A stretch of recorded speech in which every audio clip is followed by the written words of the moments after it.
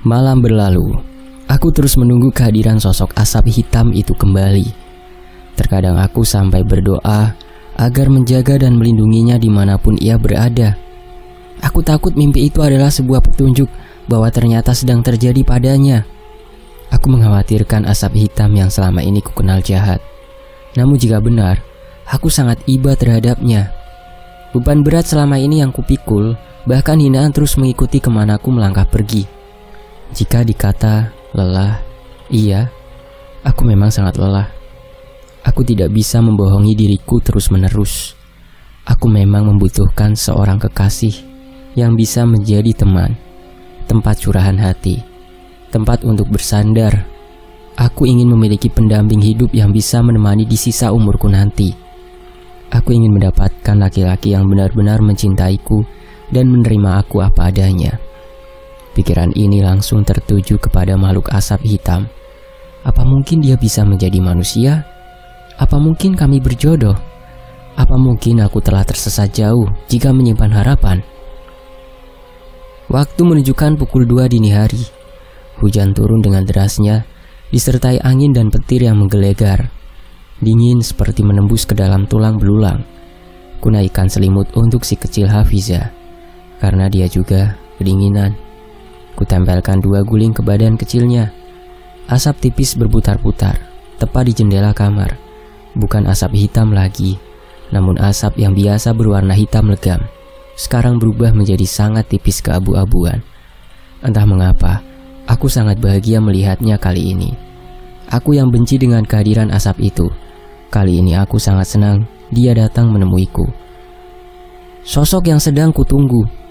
Ia sudah ada di depan mata. Ingin rasanya cepat bertanya padanya. Aku begitu bahagia melihat asap hitam itu kembali. Bukankah itu berarti mimpiku hanyalah bunga tidur?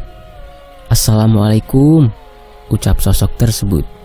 Baru pertama kali aku mendengar asap itu mengucapkan salam padaku. Waalaikumsalam, jawabku. Mas Re? Aku mengujinya, menyebut nama Mas Re seperti yang kusebut dalam mimpiku. Bagaimana kamu bisa tahu namaku? Kenapa ia menjawab begitu? Mungkinkah asap itu memanglah Mas Re yang ada di dalam mimpiku? Aku bermimpi tentang nama itu. Benarkah itu namamu? Tanyaku. Apakah ini pertanda Tuhan akan menyatukan aku denganmu? Balik tanya. Tiba-tiba asap itu membalikan pertanyaanku. Ia menanyakan hal yang tidak bisa aku jawab sekalipun. Ceritakanlah semuanya sekarang, desakku. Asap itu terdiam, dia tidak menjawabku. Apakah aku terlalu mendesaknya? Tapi aku sangat penasaran. Aku hanya ingin memastikan jika bukan dia yang ada di dalam mimpiku. Andai dia tahu, aku mengkhawatirkan sosok lelaki itu. Hatiku seperti teriris jika melihat penyiksaan makhluk jahat yang tiada belas kasihan. Ingin rasanya kuhentikan, tapi aku tidak bisa apa-apa. Baiklah, izinkan aku untuk menampakkan diriku yang sebenarnya. Iya, ku pejamkan mataku dan menutup dengan kedua tanganku. Aku takut jika nanti wujudnya menyeramkan, seperti makhluk berbulu yang kulihat di dalam mimpiku. Semoga tidak. Tiba-tiba asap itu berubah menjadi seorang manusia, tepat di hadapanku. Dia melangkahkan kaki beberapa langkah mendekat. Aku tidak bisa berkata-kata melihatnya. Ternyata benar. Seorang lelaki berparas tampan yang mengenakan baju berwarna putih adalah wujud asli asap hitam. Aku tidak menyangka sebelumnya. Yang sering kukira dia adalah makhluk menyeramkan, ternyata membuatku terpana dibuatnya. Jadi apakah mimpi 2 malam berturut itu memang benar? Sosok Mas Re mendekati Hafiza yang sedang tertidur pulas.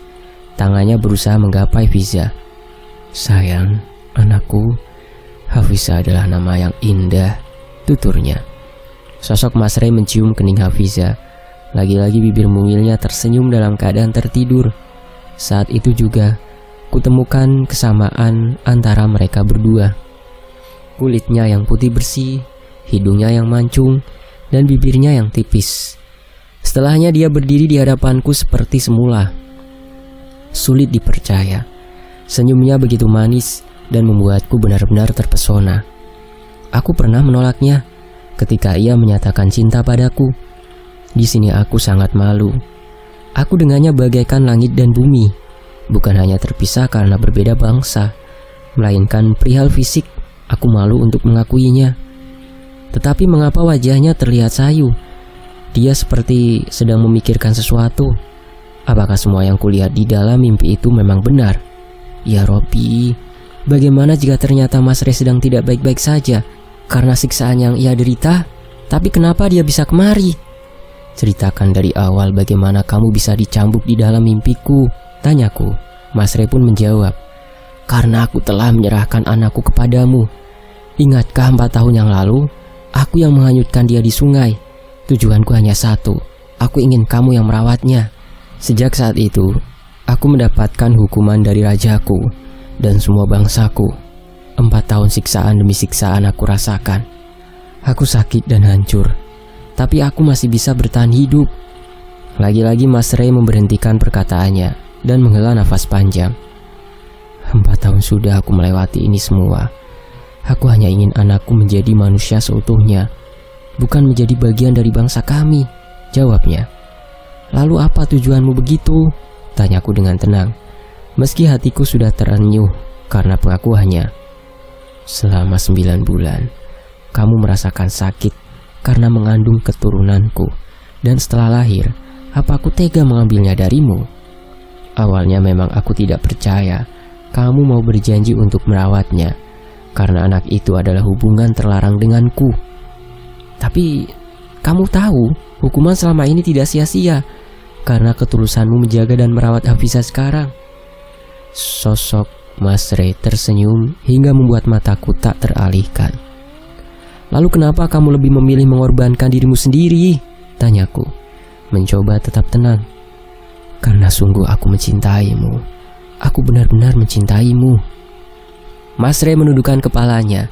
Matanya berkaca-kaca. Bola mata yang terang kini terpenuhi akibat kabut air mata yang sengaja ia tahan agar tidak keluar. Sangat jelas ketulusan cintanya padaku. Mengapa bangsa jin bisa mencintai seorang manusia setulus ini? Dia rela berkorban selama ini. Aku benar-benar merasa kasihan. Aku iba padanya. Aku tidak rela jika Mas Rey harus kembali lagi dalam siksaannya. Aku tidak mau ia pergi lagi. Aku ingin Mas Rey tetap di sini. Aku takut kehilangan sosok setulus Mas Rey. Apakah aku telah menyayanginya? Apakah ini butir cinta yang berhasil ia tumbuhkan? Begitu berat sakit yang ia rasakan, tetapi ia tak sedikit pun ingin menyerah. Sosok Mas Rey tidak pernah mengurungkan niatnya untuk itu. Ratih, aku mencintaimu sejak pertama kamu menikah dengan suamimu. Aku tidak berani mengganggumu waktu itu, karena aku tahu kamu sangat mencintainya. Hingga suatu ketika, belasan tahun aku mengagumimu. Ada celah titik permasalahan kalian. Aku tahu semuanya. Titik permasalahan bukan ada padamu, tetapi terletak pada Yadi. Aku sempat marah dan menegurnya. Mas Rey menghentikan perkataannya. Ingatlah saat Yadi mengalami kecelakaan. Pada saat itu memang aku yang menghalangi jalannya, sehingga ia mengalami luka ringan. Apa kamu ingat? Tuturnya. Aku mengangguk. Aku masih ingat jelas semuanya. Iya, aku masih ingat. Tapi apa alasannya? Tanyaku. Pada saat itu dia sedang bersama wanita lain, tanpa sepengetahuanmu. Ia pergi bersama Reni, dengan alasan akan bekerja keluar kota beberapa waktu ke depan. Apa itu juga masih kamu ingat? Untuk kali ini aku benar-benar tidak mengetahuinya, karena kejadian ini sudah sangat lama. Ya, karena Mas Yadi sudah mengkhianatiku sejak dulu, sejak Dani masih kecil. Sakit hati ini mendengarnya.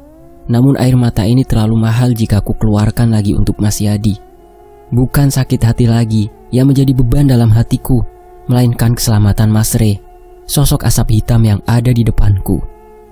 Aku sudah lama mengetahui Yadi memiliki 2 hati. Dia menjalin hubungan dengan wanita licik. Aku sakit hati melihat kamu terus dibohongi olehnya.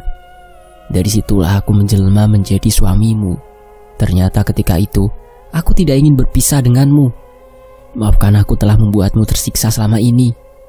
Maafkan aku jika mungkin saat itu kamu menganggap aku adalah makhluk misterius, yang jahat, dan makhluk pengganggu dalam kehidupanmu. Di sini aku masih berharap untuk menjadi seorang manusia sepertimu, sambungnya. Ternyata selama ini aku berada dalam pantauan sosok Mas Rey. Tapi kita terlahir dari bangsa yang berbeda. Sangat tidak mungkin jika kita bersama, jawabku tersendat.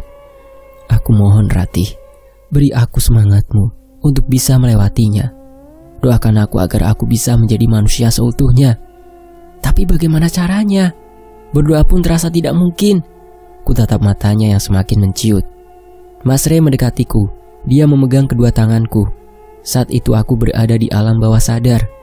Aku berada dalam posisi keadaan tubuh Mas Rey. Aku bisa merasakan apa yang ia rasakan saat ini.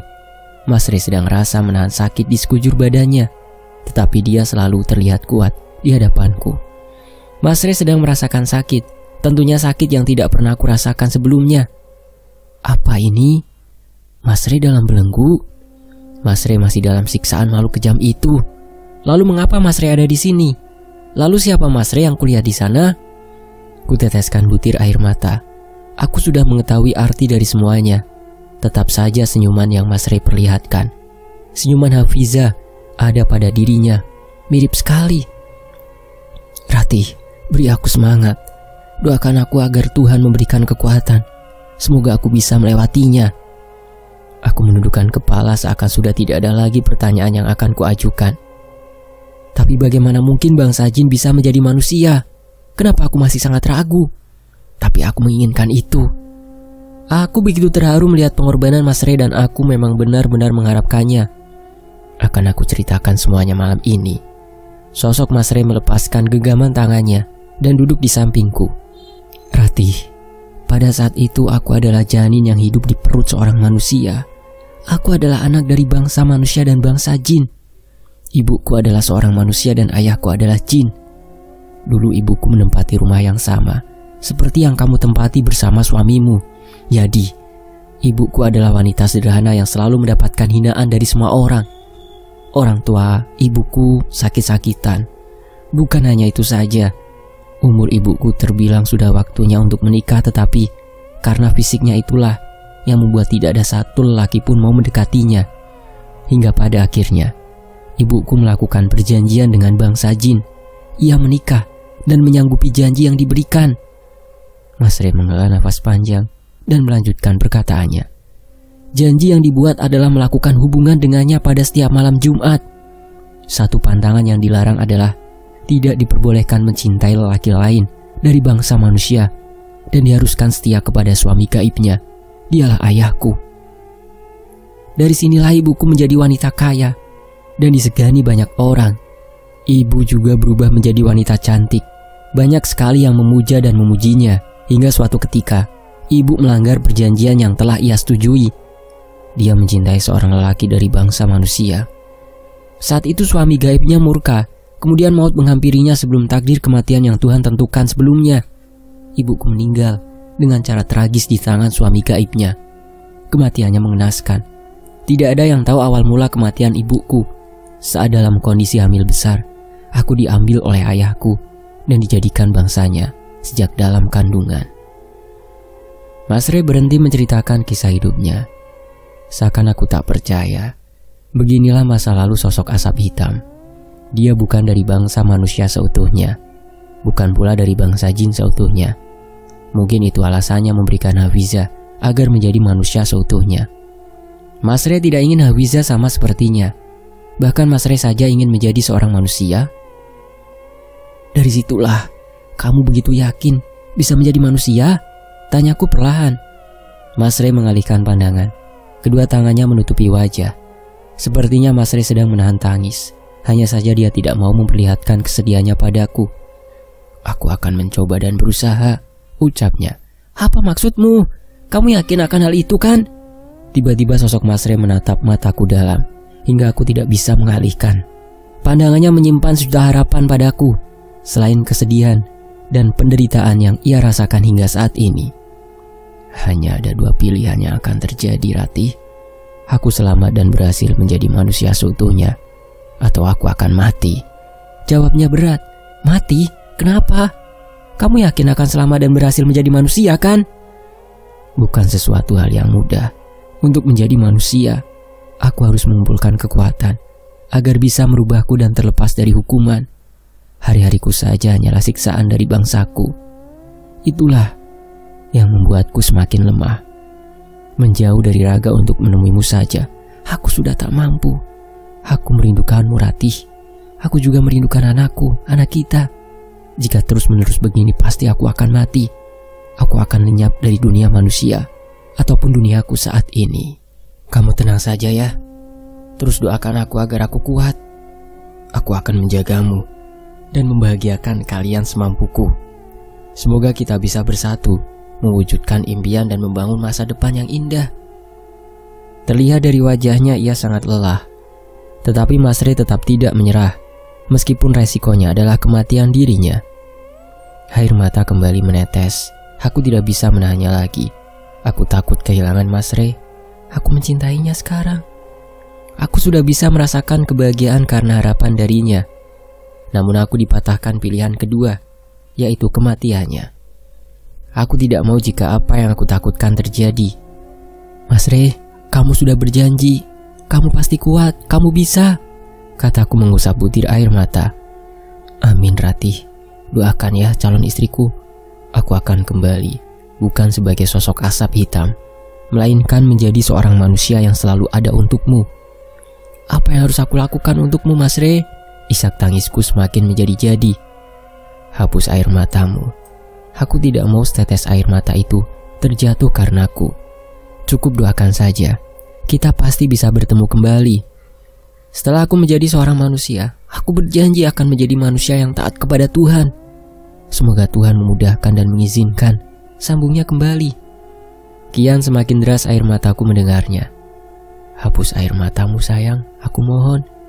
Jika kamu percaya, aku juga percaya bahwa aku pasti bisa melewatinya. Tangan Mas Rey menghapus air mataku dengan lembut. Kupandangi lama wajahnya. Aku tak mau melewati momen pertemuan malam ini dengannya. Tiba-tiba, tubuh Mas Rey tidak bisa aku pandang jelas. Buyar dari pandangan dan nyaris tidak terlihat oleh mata. Mas Rey menghilang. Kenapa? Ada apa ini? Kamu kenapa, Mas? Teriakku. Kulihat Mas Rey tersenyum ke arahku sebelum ia benar-benar menghilang. Waktuku telah habis, ucapnya. Hanya ada kata itu yang keluar dari mulut Mas Rey. Apakah dia akan kembali lagi menemuiku? Kapan penyiksaan kejam itu akan berakhir? Ya Tuhan. Air mata membasahi kedua pipiku. Aku hanya bisa berharap dan terus berdoa untuk Mas Rey. Aku yakin kamu bisa, Mas Rey. Di sisi lain, kubangunkan Hafiza. Tidak biasanya dia sepulas ini dalam tidurnya. Fiza sayang, bangun yuk, sudah siang. Kuelus kepalanya. Nampak si kecil Fiza langsung membuka matanya. Kemudian ia tersenyum. Iya bu. Fiza masih saja tersenyum. Kenapa Fiza? Kau bangun tidur senyum-senyum begitu? Tanyaku heran. Fiza tadi mimpi indah sekali bu. Jawabnya masih mempertahankan senyumnya. Wah, memangnya Fiza mimpi apa tadi? Fiza mimpi ketemu ayah. Kita kumpul sama ayah. Ayah pulang bu. Ayah pulang bawain Fiza mainan yang banyak, makanan yang enak buat Fiza. Mas Dani sama ibu, jawabnya girang. Sepertinya memang Hafiza sedang merindukan sosok ayah di hidupnya. Aku diam sejenak. Sakit memang sakit. Terasa sangat sesak dada ini mendengar anakku bercerita tentang mimpinya. Bu, nanti kalau ayah pulang kerja, kita jalan-jalan ya bu. Si kecil Fiza menggoyang-goyangkan badanku. Ia masih mematung. Iya sayang. Sekarang Fiza mandi dulu ya. Habis itu sarapan dan berangkat ke sekolah. Nanti Fiza ngomong sama ayah kalau pulang ke rumah. Fiza anak pinter, selalu nurut sama ibu di rumah, ucapnya bersemangat. Ya Tuhan, apa yang harus aku katakan padanya? Kapan aku terus membohongi Fiza dan memberikan harapan kepada anakku? 15 menit berjalan kaki dari rumah ke sekolah. Semua ibu wali siswa sudah berkumpul di depan sekolah dengan anak-anaknya, terutama 3 guru yang sedang memimpin barisan. Ku percepat langkahku dengan segera. Ada apa ini ya bu? Tanyaku kebingungan, karena keberangkatanku mengantar Fiza yang selalu terlambat. Oh iya Bu Ratih, kami semua akan ke rumah Andi, jawab Ibu Rusti kepala sekolah TK. Bukannya Andi itu anak Bu Reni, pikirku. Ibu Reni baru saja dikabarkan meninggal dunia karena dibunuh, sambung guru yang lainnya. Memang aku tidak melihat Bu Reni di sini.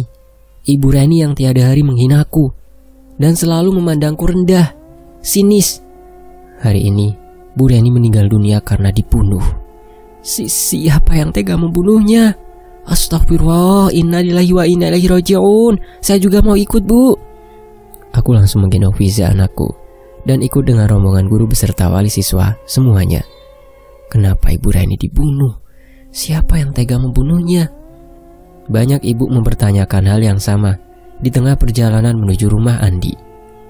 Setelah berjalan dengan jarak yang lumayan jauh, ibu guru yang memimpin berhenti di depan rumah yang menurutku ini sangat bagus. Rumah yang terbilang mewah jika di desa seperti ini. Di sana ada satu mobil berwarna putih yang terparkir dan 3 sepeda motor. Terlihat banyak sekali bendera kuning yang terpasang di sepanjang jalan, mulai dari jalan yang dilintasi hingga di rumahnya. Sudah banyak sekali ibu-ibu yang melayat berdatangan di sana. Kami masuk ke dalam. Terlihat Andi sedang menangis di pangkuan neneknya. Andi terus saja memanggil-manggil ibunya yang sudah terbujur kaku dengan wajah pucat pasi. Kasihan sekali Andi. Di sini banyak sekali orang yang menceritakan kejadian terbunuhnya Ibu Reni.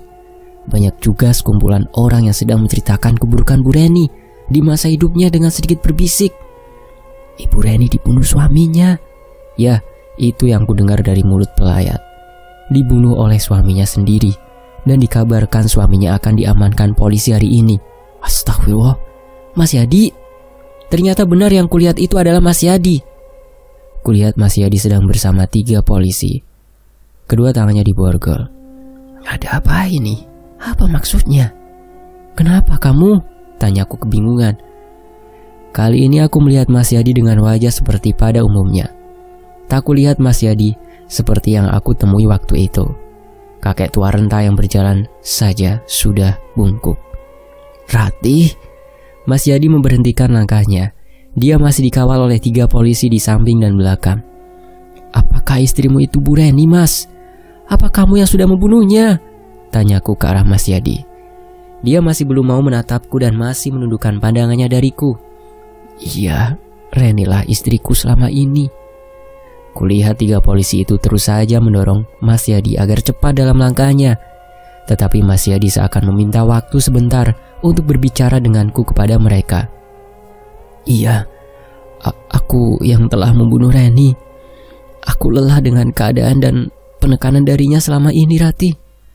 Aku diperlakukan seperti robot yang harus mau ketika disuruhnya.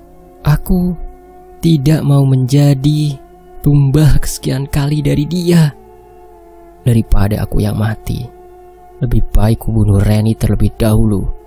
Ternyata setelah aku membunuhnya, wajahku normal kembali. Hanya saja aku akan masuk sel dalam waktu yang lama. Rati, aku ingin meminta maaf sekali lagi kepadamu. Aku berharap setelah aku keluar dan bebas dari sel, kamu bisa menerima aku lagi menjadi suamimu.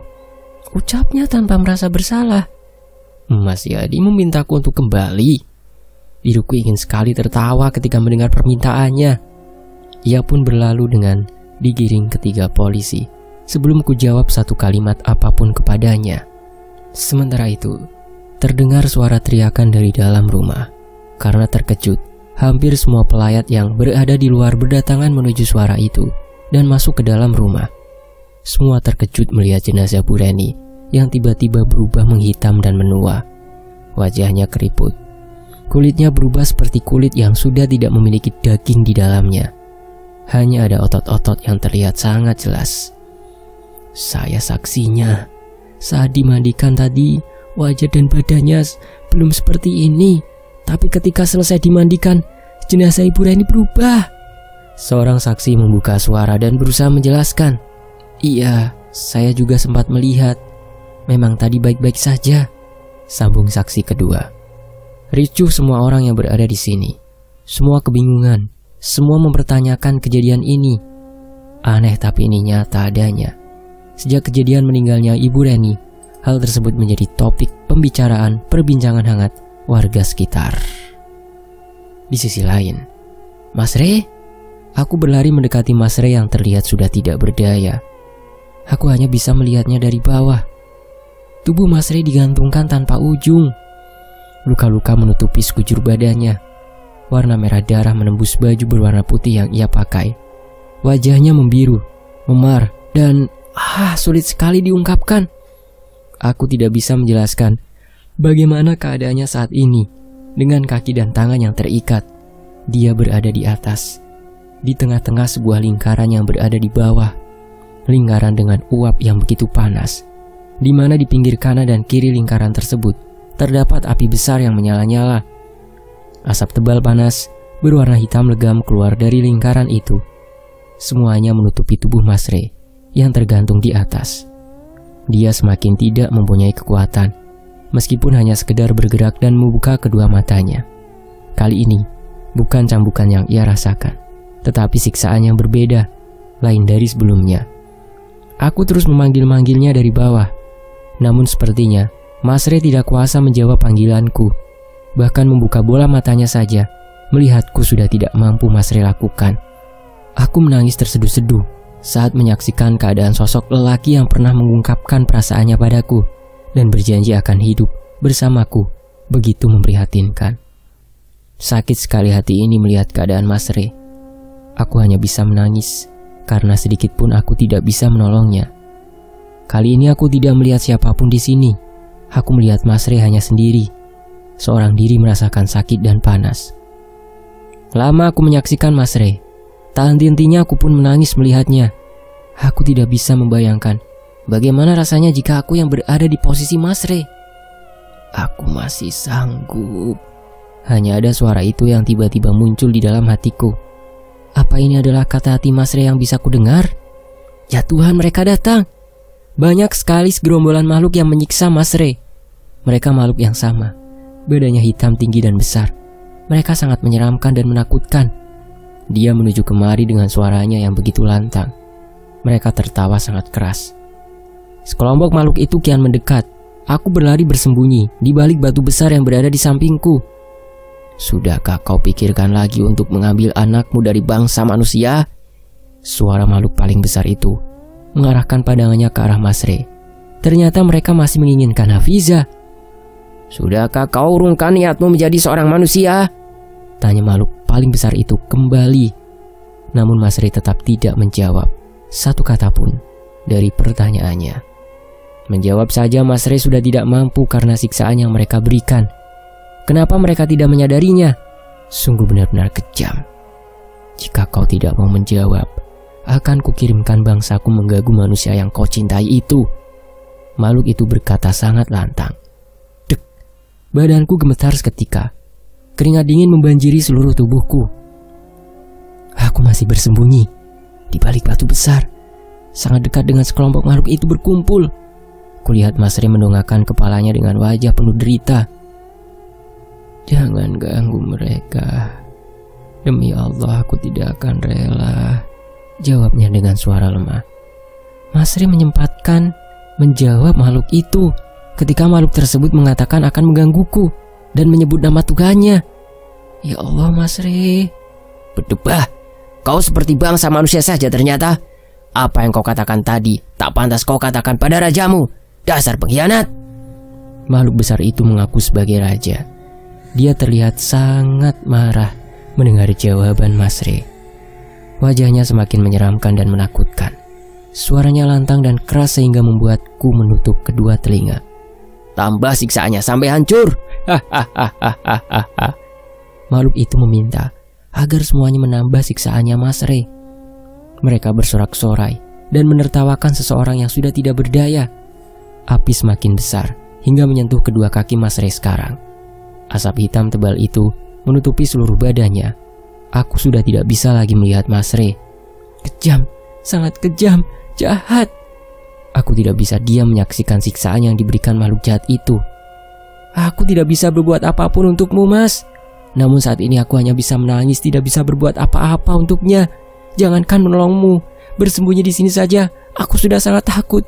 Maafkan aku, Mas Re. Maafkan aku. Banjir air mata membasahi pipi. Aku tidak berguna di sini. Ya Allah, sedih sekali rasanya mengingat semua pengorbanan Mas Re yang begitu besar untukku. Tetapi aku tidak mampu menolong Mas Re. Keinginannya untuk menjadi manusia bukan main-main. Ini bukan sebuah dusta. Mungkin saat ini Mas Re bisa mempertahankan keinginannya. Tetapi apa mungkin Mas Re bisa mempertahankan hidupnya jika dia tetap di sini? Isak tangisku coba tahan. Sesak dada ini melihatnya. Tiba-tiba dalam sekejap semuanya hitam. Semua di sekelilingku benar-benar menghilang. Bahkan batu yang kujadikan sebagai tempat bersembunyi tidak bisa lagi aku lihat. Semuanya hitam dan gelap gulita. Aku tidak bisa melihat apa-apa selain setitik cahaya putih yang berkedip. Di mana Mas Re? Di mana makhluk jahat itu? Hening sekali, sangat hening. Di mana mereka? Astagfirullah. Ku ucapkan istighfar berulang kali saat terbangun. Ya Allah, ini hanya mimpi. Tapi kenapa mimpiku terlihat begitu nyata? Ku usap butiran air mataku yang tersisa. Ternyata masih tersimpan isak tangis yang kutahan di dalam dadaku. Sesak dan sakit sekali. Mas Re, semoga ini hanyalah bunga tidur, dan aku berharap kamu tidak seperti apa yang aku mimpikan. Ku teguhkan 3 teguk air putih di atas meja samping ranjang. Dari mimpi itu, aku tidak bisa lagi melanjutkan tidur. Aku masih memikirkan keadaan Mas Re. Bagaimana dengan keadaannya? Bagaimana jika mimpiku ini benar nyata? Di sisi lain, hari ini sengaja aku tak bangunkan Hafiza karena memang hari ini adalah hari libur. Pagi-pagi sekali aku mulai bekerja, berkeliling menjual aneka jajanan dan aneka kue-kue. Entah mengapa hari ini sulit sekali fokus dalam beraktivitas. Pikiranku selalu tertuju kepada mimpiku semalam tentang Mas Re. Aku harus bagaimana? Aku tidak bisa jika terus diam. Aku ingin menolong Mas Re. Aku tidak bisa melihatnya berjuang sendirian. Tapi apa yang harus aku lakukan saat ini ya Allah? Andaikan aku bisa membantu dan menolong Mas Re keluar dari sana. Sementara itu, "Ye, ibu udah pulang." Kulihat senyum dari sekecil Fiza menyambut kepulanganku. Ibu, sini, Fiza mau kasih lihat sesuatu." Fiza menarik tanganku. Kuletakkan keranjang daganganku dengan segera. "Apa sayang sesuatunya? Ayo coba tunjukin sama ibu," jawabku. Ternyata Fiza menunjukkan hasil gambar karyanya sendiri. Di sana ada gambar seorang lelaki dan perempuan. Di sampingnya ada gambar anak laki-laki dan anak perempuan memakai jilbab. "Ini ibu, ini ayah, ini Kak Dani dan Hafiza, Bu. Bagus tidak?" Aku tersenyum dan memujinya. "Pintar sekali. Gambarnya bagus sekali, Fiza." Aku tersenyum ke arah anakku. Kuusap butir air mata yang keluar begitu saja tanpa permisi. Mengapa selalu seperti ini di saat aku mengharapkan sesuatu kebahagiaan? Anakku Fiza, andaikan kamu tahu bagaimana hati ibu ketika kamu membicarakan tentang seorang ayah. Andai kamu tahu ayahmu sedang berjuang sendirian di sana, sayang. Tapi ibu tidak bisa berbuat apa-apa untuknya. Batinku. Mimpi yang sama terulang kembali. Mimpi yang berakhir dengan hilangnya Mas Re dan hilangnya makhluk jahat itu. Aku hanya melihat hitam dan gelap sesudahnya. Aku akan sholat. Waktu menunjukkan pukul 3 dini hari. Aku beranjak untuk mengambil air wudhu dan melaksanakan sholat malam untuk menenangkan hati, jiwa dan pikiran. Malam ini aku berdoa begitu lama. Kupanjatkan doa terbaik untuk Mas Re, untuk keselamatan dan agar Allah senantiasa melindungi dan menolongnya. Kuceritakan semua kesedihanku malam ini.